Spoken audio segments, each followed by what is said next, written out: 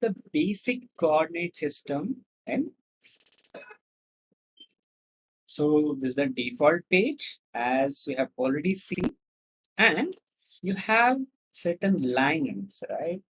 So certain lines which are colored in red, green and blue, and on the left side you have dashed line with red color, and perpendicular to your screen there is also a dashed line with green color, and going down is a dashed line with blue color. So you can name this axis in any way, right? The horizontal axis, I'll name it as X. The vertical axis, I'll name it as Y.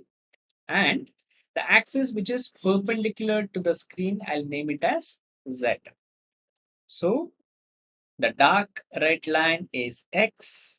The dash red line is minus X.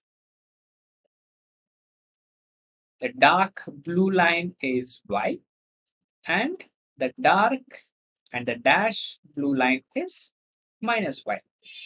The dark green line is Z and dash green line is minus Z. Right. So if you are drawing anything, so let me pick a line. We'll discuss the line option in detail in future classes, right? So for just understanding our coordinate system, I'm picking the line tool.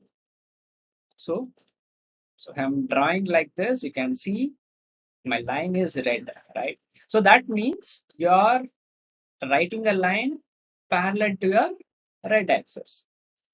You just take it there. You can see your line is in blue color, right? It means you are writing a line parallel to your y-axis, right? Or a blue axis. It doesn't look parallel, right? Because the orientation of your model. So if you orient properly, you can see that, right? So now it looks parallel. So if you are orienting like this, it doesn't look parallel, but the line is actually parallel. And this is actually parallel line to your z-axis or green axis. It doesn't look parallel. Again, because of the orientation. If you just change the orientation, right, like this, you can see, yeah, you can see it is parallel, right? So understanding the coordinate system is very important for creating models in SketchUp.